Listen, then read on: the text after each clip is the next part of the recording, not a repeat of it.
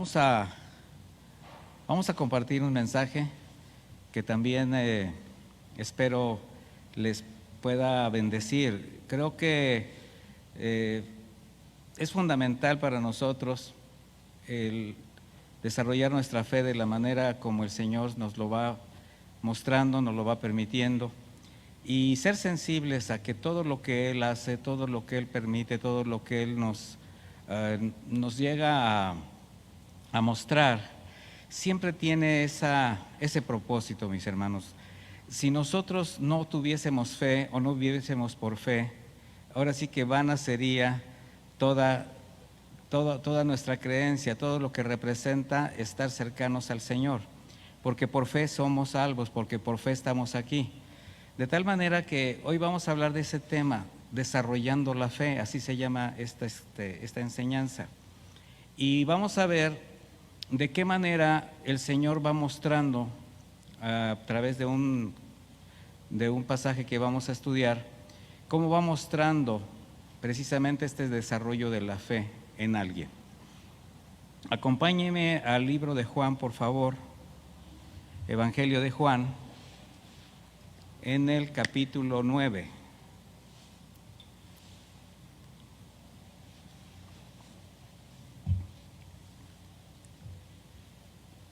Capítulo 9, a partir del versículo 1. Vamos a ir estudiando el pasaje, por eso no lo vamos a leer todo completo para no reiterarlo, pero ustedes van a ir viendo el desarrollo de la enseñanza. Juan 9:1 dice, ¿ya lo tiene? Estoy leyendo la versión de Reina Valera actualizada para los que me están siguiendo en alguna otra traducción, otra versión. Dice, al pasar Jesús vio a un hombre ciego de nacimiento y le preguntaron sus discípulos diciendo, Maestro, ¿quién pecó, este o sus padres, para que haya nacido ciego? Qué pregunta tan interesante, pero también yo diría, tan falta de sensibilidad, el pensar que solamente porque una persona peca, o porque una persona hace algo malo, o porque una persona no camina de la manera como nosotros consideramos, necesariamente le va a ir mal, o necesariamente tiene que sucederle algo. Bueno, vamos a ver a qué nos lleva el Señor con este pasaje. Nosotros sabemos que durante el andar de Jesucristo, de nuestro Señor, aquí en la tierra, en cada acto, en cada palabra, lo que Él hacía era acercar el reino de los cielos, expresando un mensaje de salvación, su mensaje de salvación por gracia, pero al mismo tiempo hemos estado viendo que extendía su misericordia, era compasivo con la gente. Estas dos formas de expresarse el Señor Jesucristo, para la mayoría de los hombres de aquella época y también de la actual, ha sido muy difícil de entender hasta nuestros días. O sea, la misma Escritura nos muestra diversas reacciones en el corazón de los hombres ante la soberanía y la misericordia de Dios. Cómo, conforme a su condición, el conocer a Jesús puede ser o de gran bendición o de gran tropiezo. Hay quienes no alcanzan a comprender el amor de Dios, hay quienes solamente quieren ver lo que quieren ver, de acuerdo a las condiciones en que ellos están. Este pasaje que acabamos de leer muestra a un hombre invidente de nacimiento. Hemos visto que en otras ocasiones hubo un hombre, o pudo haber habido otra persona, que no tenía vista, que era invidente, pero que había tenido en algún momento. O sea, la vista se puede perder por un golpe, por una enfermedad, pero en este caso estamos viendo de alguien que jamás había visto, ¿verdad? Imagínense una persona que nunca ha visto la luz, que no tiene la menor idea de lo que representa algo, solamente escuchar, solamente depender, carente de todo, sin aspiración alguna, dependiente de sus padres, de sus amigas, de sus amigos, de las personas que lo acompañaban. Y bueno, vamos a ver cómo una persona así, en este caso, de manera sencilla, incluso un poco inocente, dio evidencias de lo que significó conocer y creer en Cristo. Al principio de contexto vimos cómo los discípulos, que si bien ya tenían tiempo de aprender con el maestro, todavía conservaban prejuicios que procedían de la cultura a la cual ellos estaban acostumbrados a escuchar. Y necesariamente para ellos, el que una persona tuviese un problema, incluso de invalidez, o le estuviese yendo mal, tenía que ver con su condición de pecado o con su condición de estar bien con Dios. Algo que paradójicamente en la actualidad se maneja en muchas doctrinas, donde te dicen, si tú estás bien, el Señor te va a favorecer, si tú estás mal, el Señor te va a rechazar. Y ahí es donde de repente la gente se confunde porque no entienden la soberanía de Dios. Esa condición religiosa que todavía los discípulos de Cristo tenían en su corazón, no les permitía alcanzar a comprender el carácter de Jesús.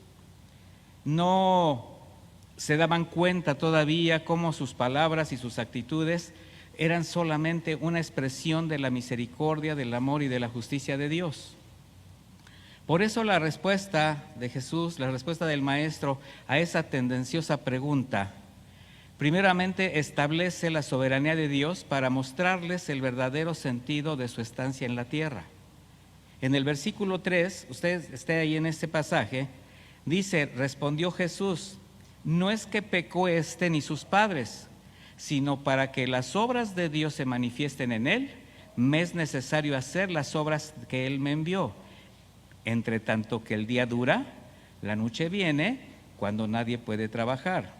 Bien, Jesús les está explicando, les está enseñando precisamente que el hecho de que una persona haya tenido este problema no significaba que estuviese mal.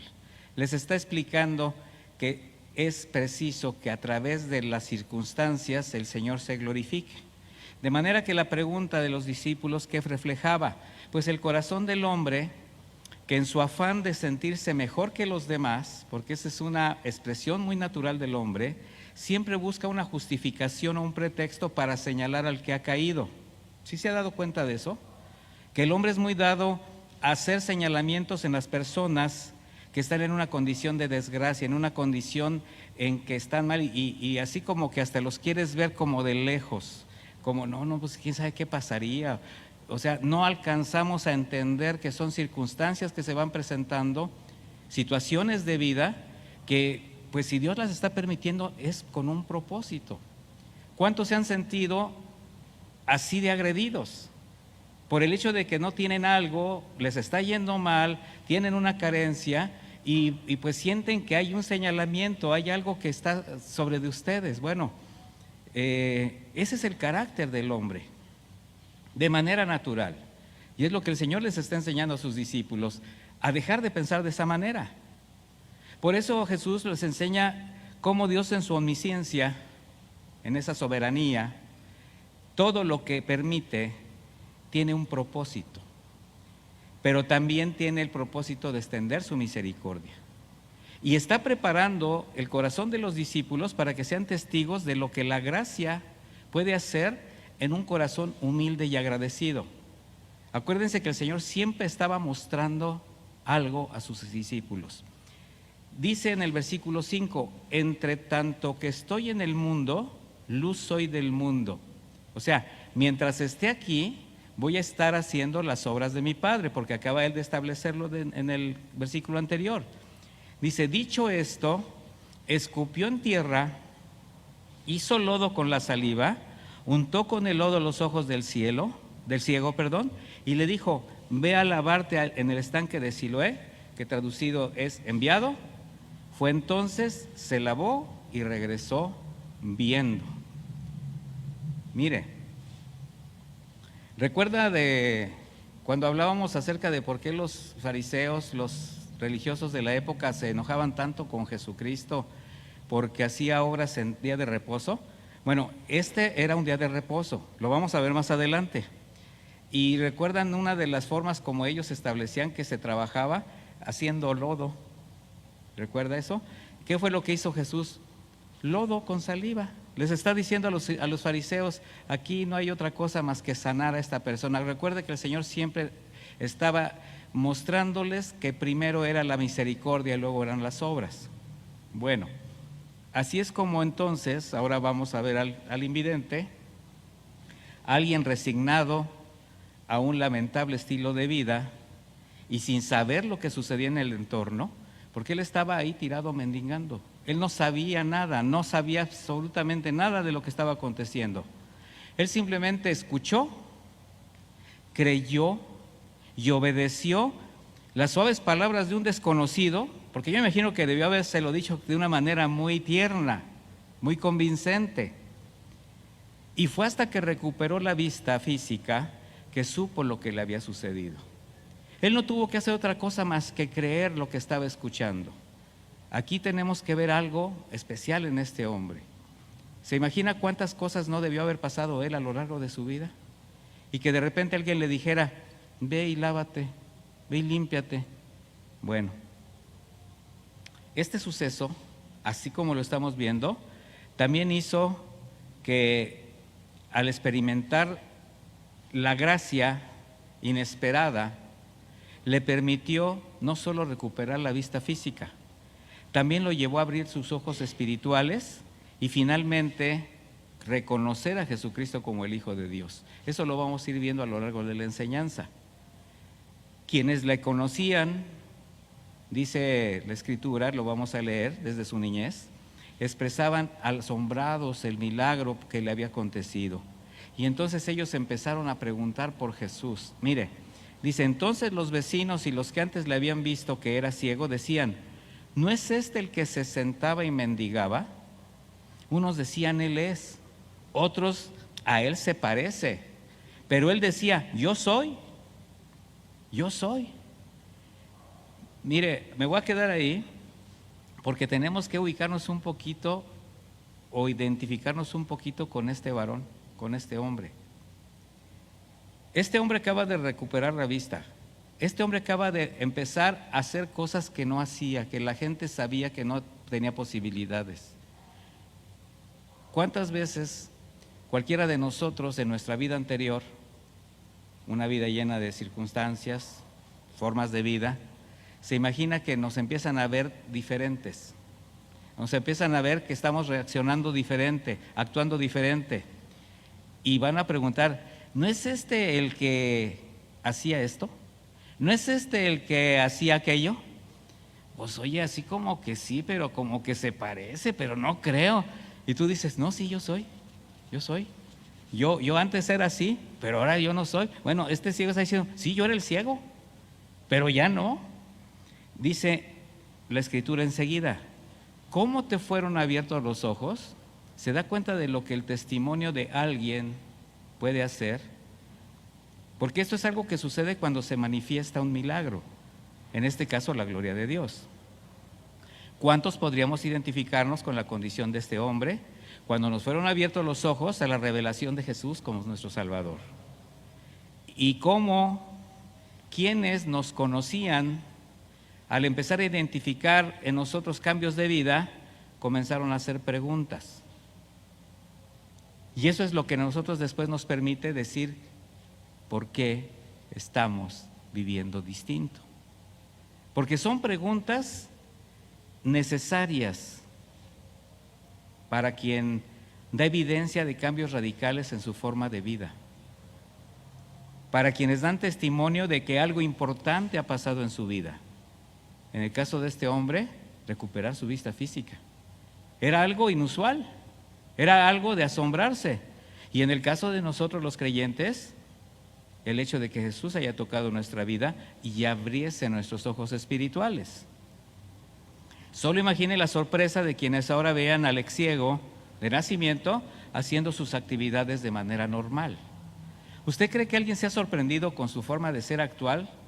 Bueno, si usted manifiesta a Jesús, porque hemos hablado mucho de reflejar a Cristo, de testificar como creyentes, porque si pasamos inadvertidos, ¿por qué será? A ver, ahí se los dejo.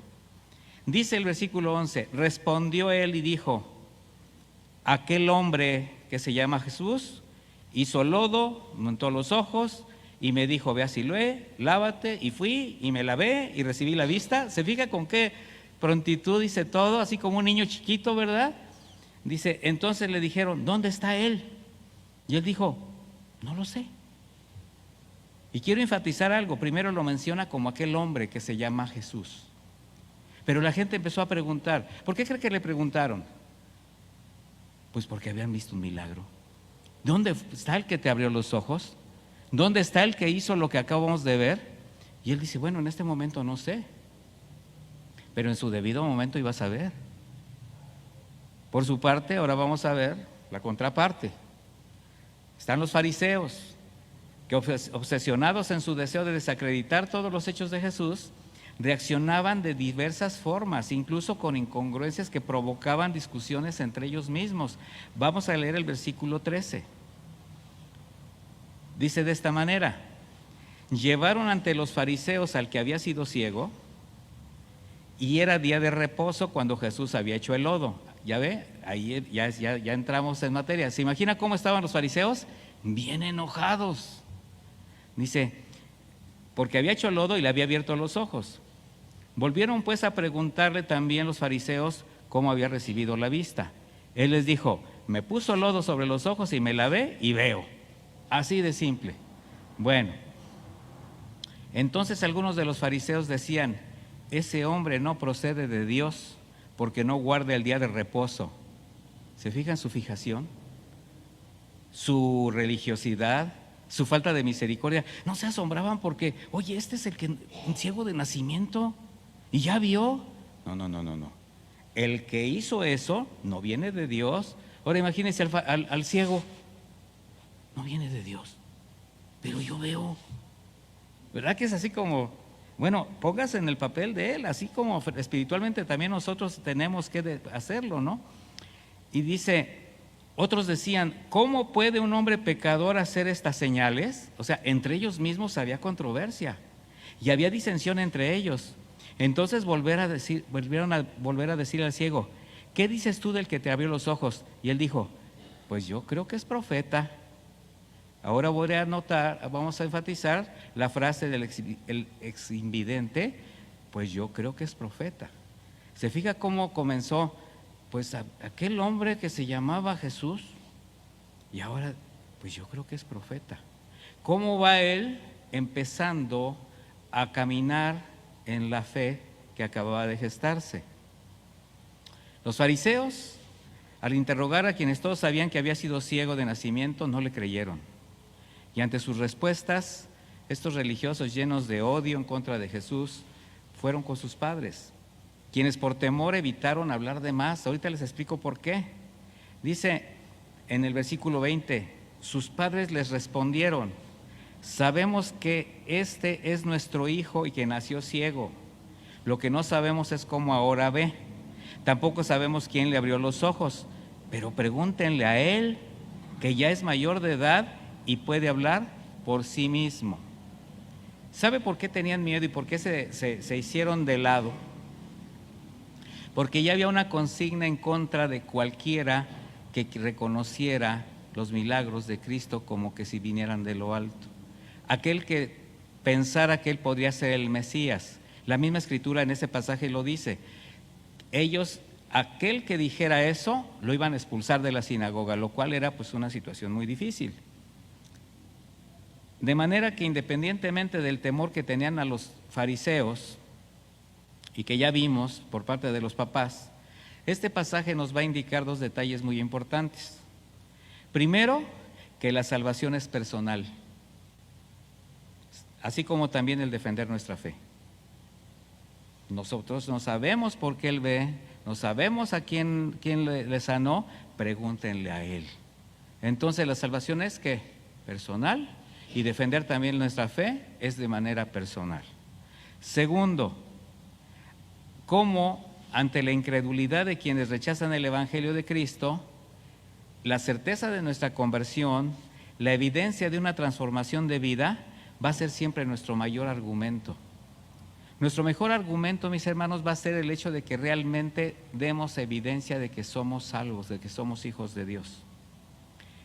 Versículo 24, entonces volvieron a llamar al que había sido ciego y le dijeron, da gloria a Dios, nosotros sabemos que ese hombre es pecador. Fíjate, da gloria a Dios. ¿Por qué le dicen eso? Pues porque él ya había dicho, es que yo creo que es profeta.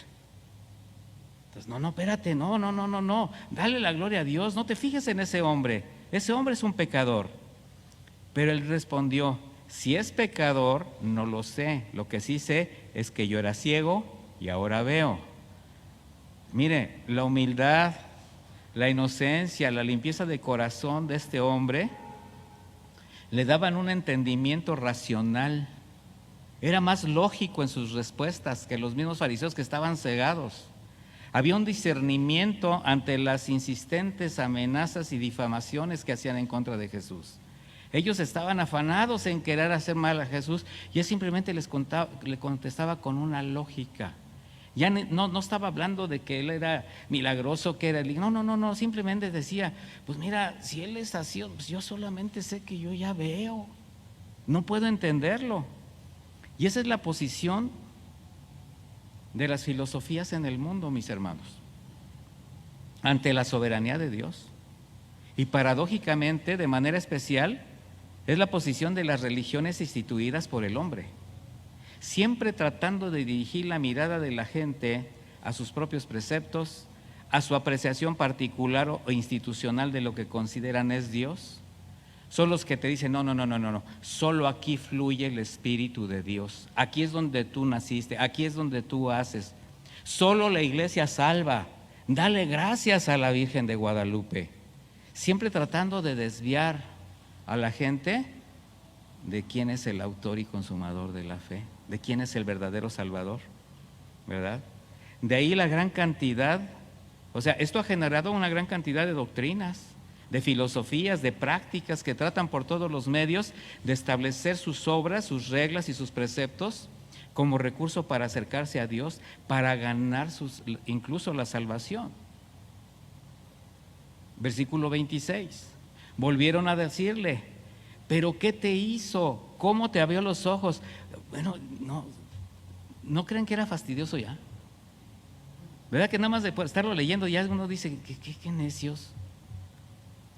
¿Ustedes no han encontrado gente necia así? De que tú le estás diciendo, es que el que me sanó fue Jesús, es que el que cambió mi vida fue Jesús. No, pero ¿qué te hizo? ¿Qué pasó? O sea, como una fórmula mágica. No sé, yo solamente sé que era ciego y ahora veo. ¿No les ha pasado? Él le respondió, ya se los he dicho y ustedes no escuchan, ¿por qué quieren oírlo otra vez?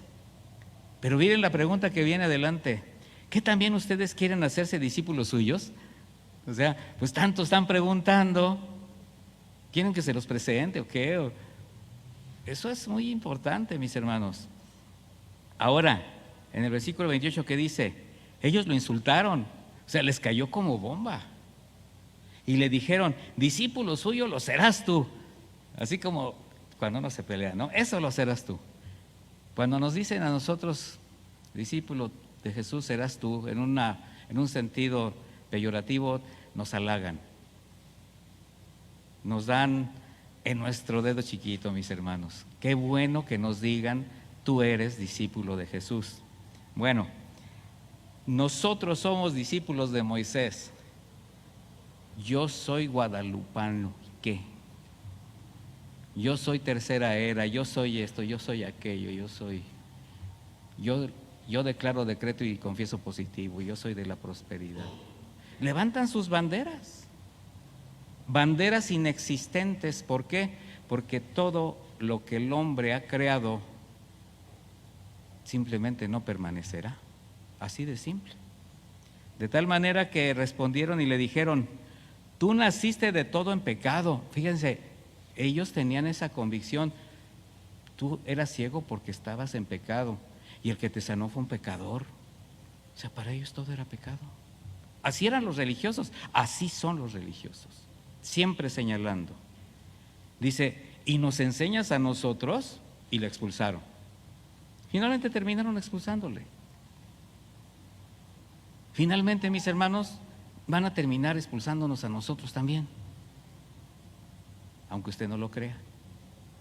Su insistencia en reprobar, en difamar y rechazar a Cristo, solo hizo en el ánimo de un hombre noble y humilde afirmarse en la fe que comenzaba a gestarse en su corazón.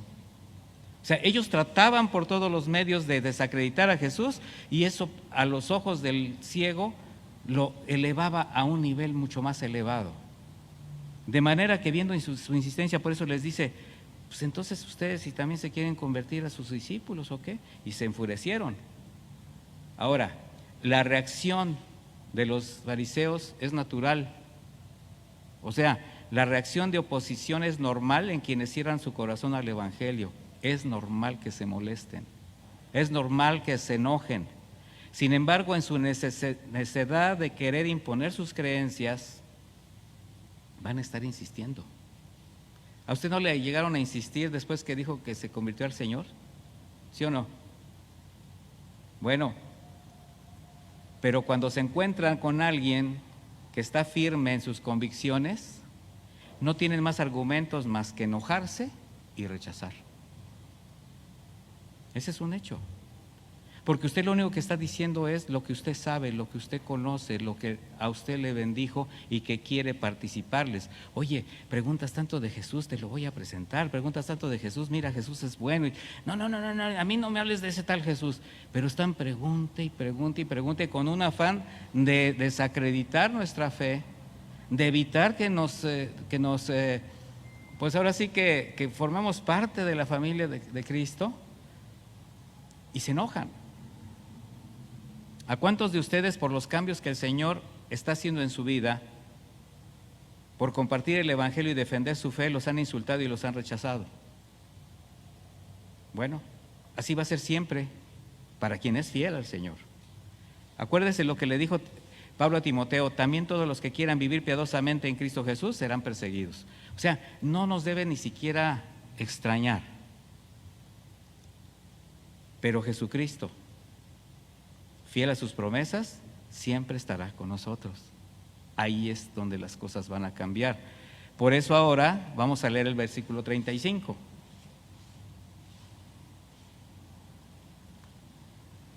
Oyó Jesús que le habían expulsado,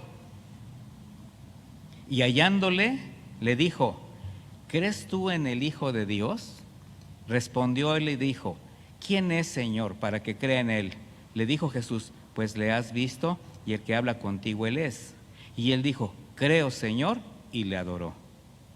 Dijo Jesús: para juicio he venido yo a este mundo, para que los que no ven vean, y los que ven sean cegados. Ese sí es juicio, mis hermanos. Y qué tremendo. Y aquí estamos hablando no de la mirada física, sino de la mirada espiritual. Recordemos que Jesús acercaba el reino de Dios predicando el evangelio y haciendo misericordia, cumpliendo las profecías que hablaron de él desde el principio de la creación de la humanidad. Profecías como: los ciegos ven, los cojos andan, los leprosos son limpiados, los sordos oyen, los muertos son resucitados, y a los pobres se les anuncian las buenas noticias. Los fariseos sabían quién estaba delante de ellos. La gente conocía y reconocía a Jesús por sus hechos, por sus bondades, por su palabra, porque decían: este habla como quien tiene autoridad, porque él les expresaba la palabra tal como fue escrita. Y así fue como un hombre ciego de nacimiento, al experimentar la misericordia de Dios a través de Jesús, jamás dudó de él. Y en sus respuestas él era honesto. Y estoy hablando de las respuestas que le daba a los fariseos. Hasta atrevido. Su fe se fundamentó en la experiencia de haber tenido un encuentro inesperado con Jesús, mis hermanos. Y eso es bien importante, porque aún sin verlo, solo al escucharlo, no dudó en hacer lo que le mandó, de irse a lavar el lodo de sus ojos al estanque de Siloé. Este es un detalle que no podemos pasar desapercibido. Ese acto de obediencia y de fe le permitieron decir ahora con certeza: habiendo yo sido ciego, ahora veo. Lo que nos enseña algo: la necesidad de una verdadera experiencia, de un verdadero encuentro personal con el Señor. que además nunca va a ser igual a la de ningún otro, mis hermanos. Hay algo bien importante. Nadie, ninguno, podemos vivir la fe de otro. ¿Sí me doy a entender? Es algo personal, mis hermanos. Y muchos creyentes se fijan en la fe de los demás, en cómo crecen o cómo se atrasan y tratan o de imitar a uno o de criticar al otro. Y no, mis hermanos. Tú camina de la manera como Dios ha puesto en tu corazón y a cada uno el Señor le da su propia medida, tiene su propio trato. No podemos vivir la fe de otros o presumir porque otros tienen una fe inquebrantable y de repente tú hablas de ellos como que si fueras tú. Yo he conocido gente así. Mire, esta condición de saber vivir nuestra propia fe es la que va a hacer al creyente crecer, madurar y desarrollar su propia fe. Por ejemplo, ¿recuerdan a Elías y a Eliseo? Bueno, cuando Elías estaba ya a punto de entregar su ministerio, después de todo lo que ustedes conocen y pasó, ¿quién era el que lo iba siguiendo hacia el lugar donde iba a ser arrebatado? Eliseo, que era su discípulo. ¿Y qué decía Elías? Ya regrésate, ya regrésate. Estoy rápidamente parafraseando, estoy contando la historia. Y Eliseo le decía, no, vive Dios que no te dejaré. Había 50 estudiantes de profetas que le seguían de lejos. Cuando llegan al río Jordán para pasar al otro lado, ¿qué hace Elías? Se quita su manto, lo extiende y se abre el agua, ¿verdad? Y pasan en seco. Y va Elías adelante y Eliseo atrás. Sí conoce la historia, ¿verdad? Bueno. Finalmente, cuando está a punto de entregar su espíritu, Elías, cuando está a punto de ser arrebatado, le dice, ¿qué quieres que te haga? Quiero 2 porciones de tu unción. Conocemos el pasaje. En el momento que Elías es arrebatado, deja caer el manto sobre Eliseo. Esta es una forma de decir como que le pasó la estafeta. ¿Para qué? Ahora te toca a ti. Ahora él viene de regreso. Ahora él tenía que hacer funcionar su propia fe. Hay 50 viendo, siendo testigos de lo que estaba pasando. Ahora imagínense a Eliseo pretendiendo pasar el río Jordán, pero no viene Elías. ¿Qué hizo? Tomó el manto, el Señor lo respalda y ahora él pasa. ¿Y qué dijeron todos? Él es el sucesor de Elías, él es el profeta. Si Eliseo se hubiera quedado en la espera de que Elías siempre estuviera con él para poder caminar, para poder trabajar en su ministerio que Dios le había dado, ¿se imagina? Pues ahí vayan. Nosotros tenemos que caminar hacia adelante, con el manto, con la unción, con la gracia que el Señor da a cada uno. Y vemos más casos en la Escritura, que no se conformaron solamente con oír. Por ejemplo, Natanael, también conocido como Bartolomé, no quedó conforme con el testimonio de Felipe de que ya encontramos al Mesías. No, él fue por su cuenta a comprobar quién era Jesús. ¿Se acuerda de los habitantes de Samaria? Después de conocer a Jesús, dijeron a la mujer que estuvo con él en el pozo, ya no creemos a causa de tu palabra, porque nosotros mismos hemos oído y sabemos que verdaderamente este es el Salvador del mundo. O sea, ellos tuvieron que caminar en sus propias convicciones. Todo creyente debe tener su propia experiencia con Cristo, para que pueda decir con convicción, yo sé lo que Jesús ha hecho por mí. Yo era ciego, yo era sordo, yo era inválido, yo era corrupto, pero ahora tengo una vida nueva. Una fe que nadie podrá manipular, que nadie podrá mover, mis hermanos. Así fue como por su propia experiencia, las respuestas de este hombre invidente, ex-invidente, pues fueron firmes para quienes cuestionaban su confianza en lo que Jesús había hecho por él. Y aunque con modestia y humildad respondía, su firmeza dejaba ver sus nuevas convicciones. ¿Y esto qué nos indica?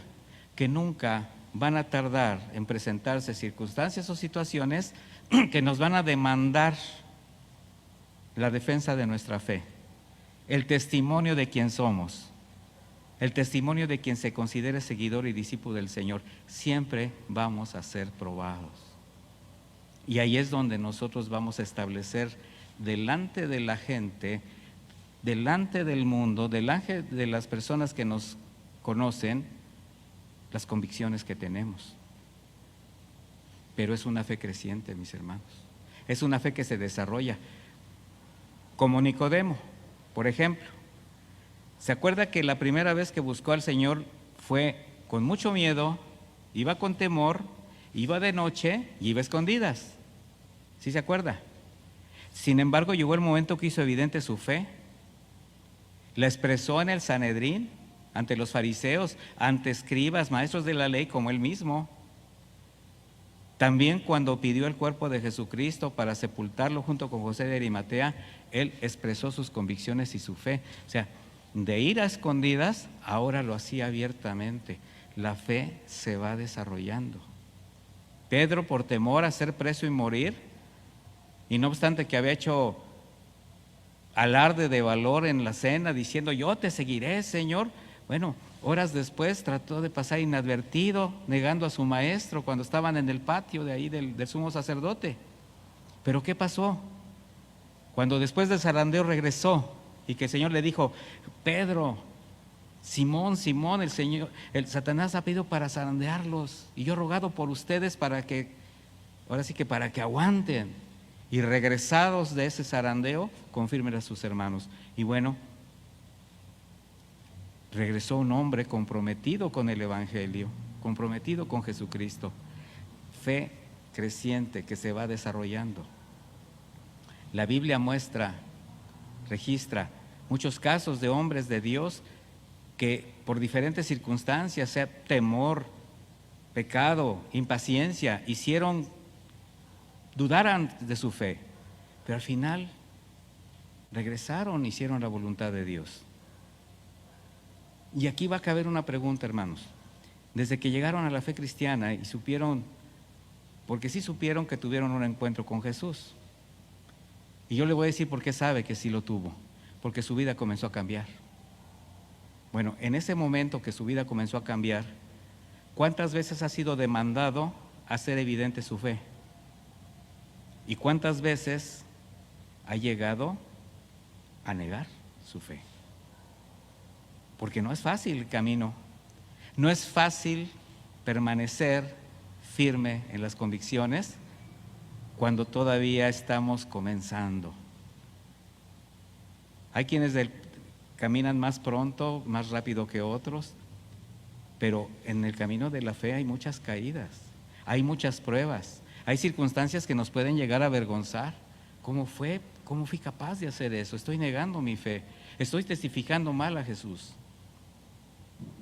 Porque hay quienes le niegan constantemente con su forma de vida, a pesar de haber experimentado su amor, su provisión. Bueno, aquel ciego no sabía quién era Jesús. Probablemente, aunque lo deseara, jamás consideró la posibilidad de ver. Pero después de su encuentro con Cristo, sabía que algo importante llegó a su vida. Y ahora, habiendo sido ciego, veía. ¿Nos podríamos identificar con él y su experiencia? También en cómo se mantuvo firme ante la actitud de los fariseos, porque siempre habrá creyentes que traten de debilitar, siempre habrá alguien que trate de debilitar tu fe, con argumentos, con trampas, con burlas, con amenazas. Pero cuando la fe es firme, cuando hay convicciones, no importarán ya los argumentos, ni los medios, ni los insultos, ni la persecución.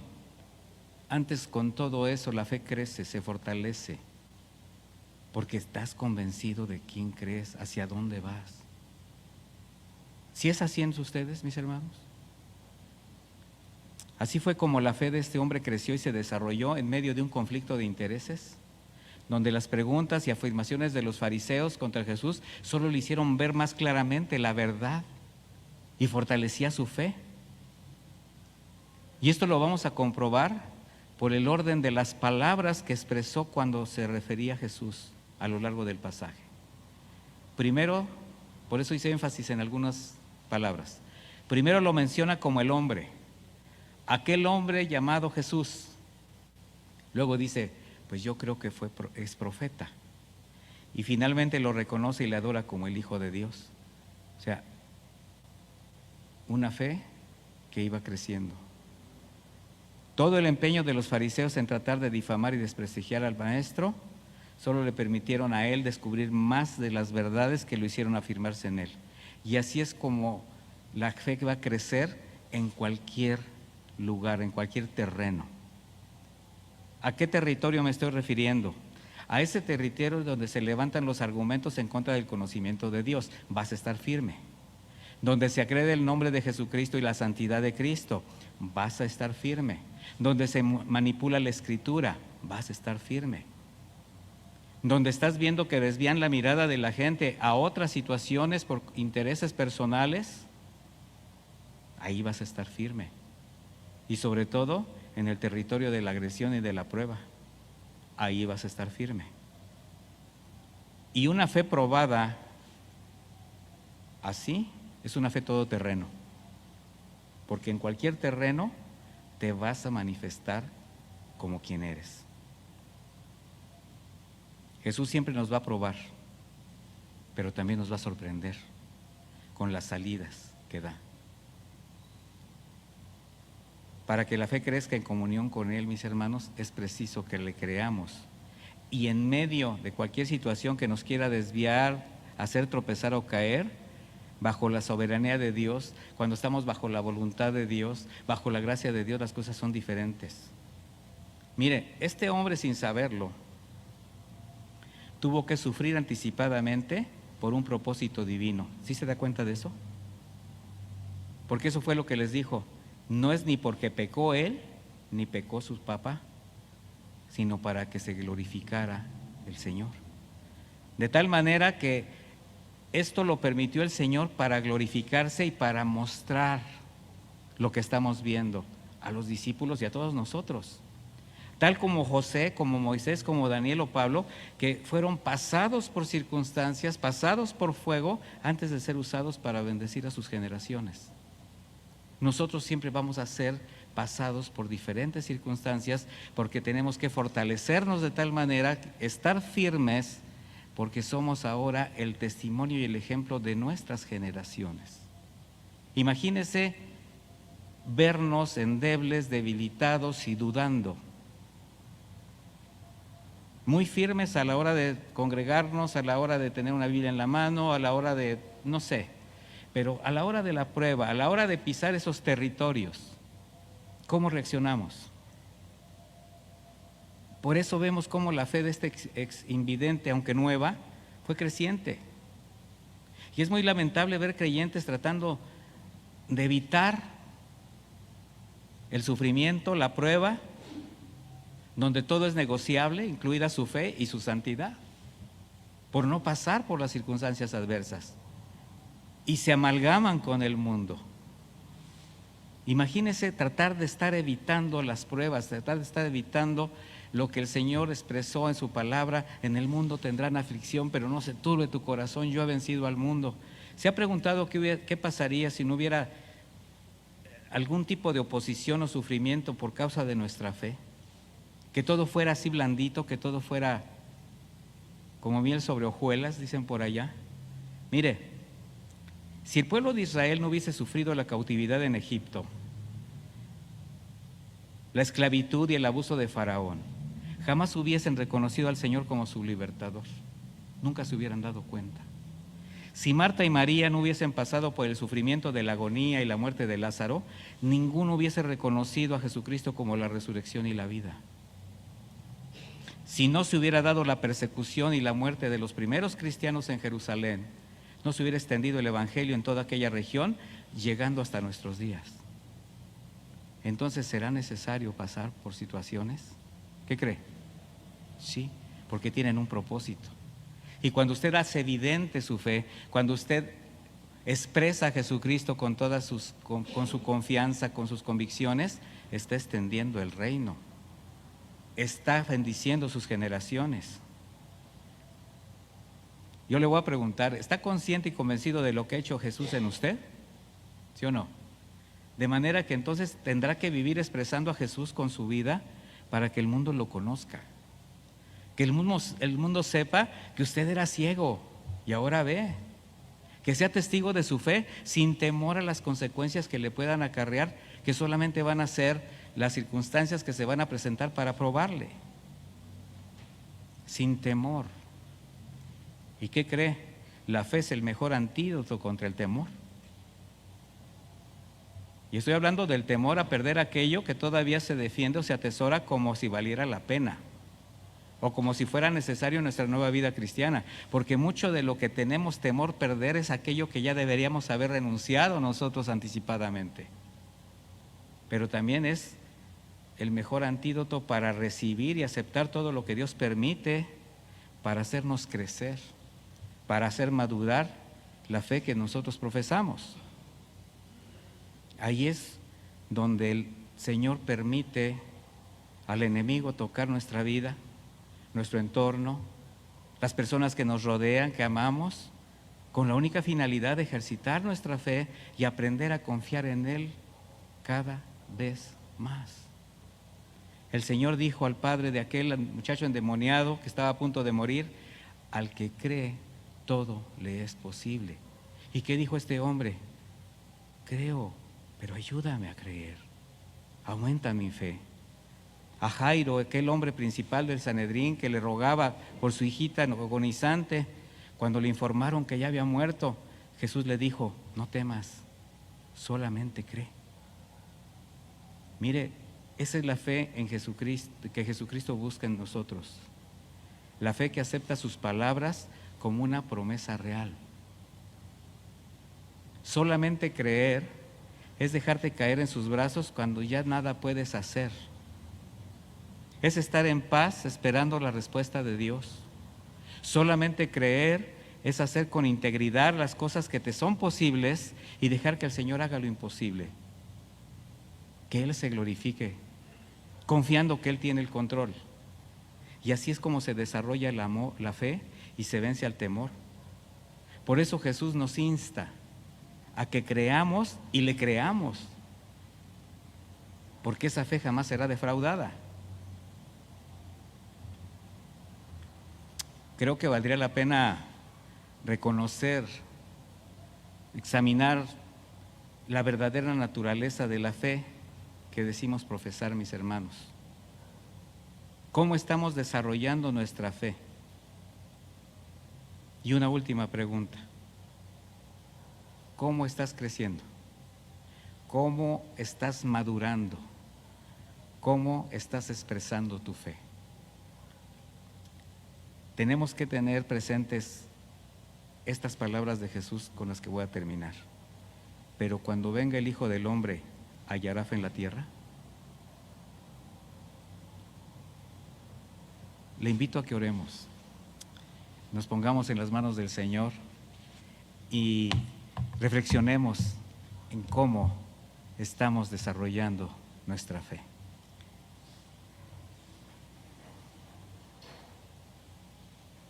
Bendito Dios, te damos muchísimas gracias por tu palabra. Una palabra alentadora, Señor. Una palabra que nos lleva a tocar un pedacito de cielo, porque sabemos, Señor, que tú estás con nosotros.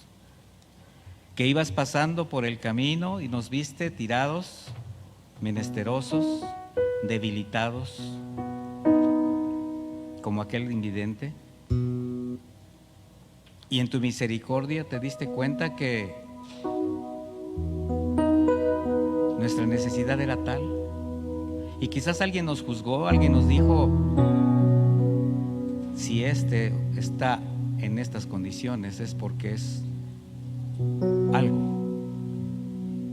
un señalamiento, un insulto, el recuerdo de algún pasado que ya fue perdonado. Pero Señor, llegaste a nuestra vida para limpiarnos, para sanarnos, para que pudiésemos decir con confianza: yo era ciego, pero ahora veo. Y ya no hay condenación en mi vida, porque he sido perdonado, he sido justificado por la fe en Cristo. Gracias, Padre, porque en cada momento tú nos recuerdas tu misericordia, en cada momento tú nos recuerdas cómo sigues extendiendo tu gracia.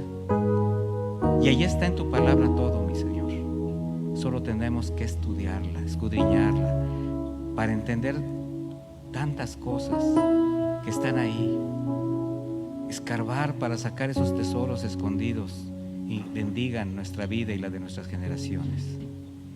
Gracias, Señor, porque nos das la oportunidad de conocerte cada día más y ver que sigues mostrándote como el mismo que pasa, mira a un necesitado, voltea y le sana, le limpia, porque a eso veniste.